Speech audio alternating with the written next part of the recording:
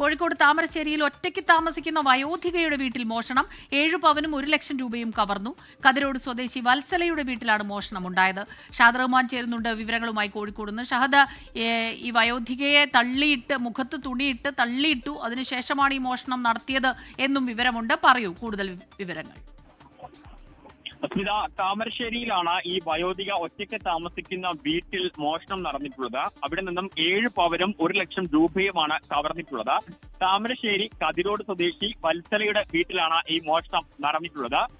ഈ മോഷ്ടാവ് വീടിനകത്തെത്തിയ സമയത്ത് ആദ്യം തന്നെ മെയിൻ സ്വിച്ച് ഓഫ് ആക്കുകയാണ് ചെയ്തത്. പിന്നീട് ഈ വയോധികയുടെ മുഖത്ത് തുണിയിടുന്നു. പിന്നീട് വയോധികയെ നിലത്ത് വീഴ്ത്തുന്നു.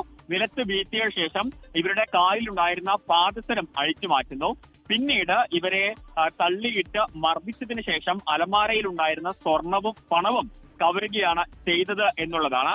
എന്തായാലും ഈ സംഭവവുമായി ബന്ധപ്പെട്ട് വയോധിക വലിയ രീതിയിലുള്ള മർദ്ദനമേറ്റതുകൊണ്ട് പെട്ടെന്ന് പ്രതിരോധിക്കാനോ അല്ലെങ്കിൽ ആളെ കൂട്ടാനോ സാധിച്ചിട്ടുണ്ടായിരുന്നില്ല. പിന്നീട് ഈ മോഷ്ടാവ് ഈ വീടിന്റെ പുറകുവശത്തു കൂടി പുറത്തേക്ക് പോകുന്നു. പിന്നീടാണ് ബന്ധുക്കളെ ഫോൺ വഴി ഈ വിവരം അറിയിക്കുന്നത്. ബന്ധുക്കൾ വീട്ടിലെത്തി ആ സമയത്ത് തന്നെ പരിശോധന നടത്തിയെങ്കിലും കാര്യമായിട്ടൊന്നും തന്നെ കണ്ടെത്താൻ സാധിച്ചിട്ടില്ല. എന്തായാലും സംഭവവുമായി ബന്ധപ്പെട്ട് താമരശ്ശേരി പോലീസിൽ പരാതി നൽകിയിട്ടുണ്ട്. താമരശ്ശേരി പോലീസ് ഇതുമായി ബന്ധപ്പെട്ട് സമഗ്രമായിട്ടുള്ള അന്വേഷണം നടത്തി വരികയാണ്. ഡോഗ് സ്ക്വാഡ് നിലവിൽ അവിടെ എത്തി പരിശോധന നടത്തുകയാണ്. ഷഹദ് റഹ്മാനാണ് കോഴിക്കോട് നിന്ന് വിവരങ്ങളുമായി ചേർന്നത്.